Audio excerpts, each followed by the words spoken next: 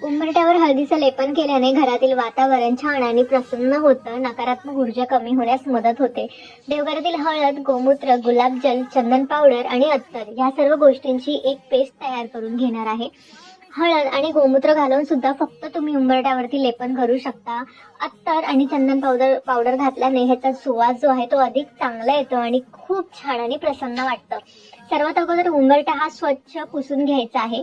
आता जर लाकडाचं उंबरठा असेल तर त्याच्यावरती हाताने लेपन अगदी छान पद्धतीने बसलं जातं.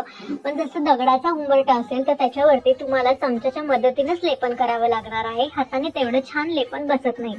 चौकटीला सुद्धा आपल्याला हे जे लेपन आहे ते तयार करून घ्यायचंय. सर्वात अगोदर दिवा आणि धूप लावायचा आणि मगच आपल्याला पूजा करायची आहे.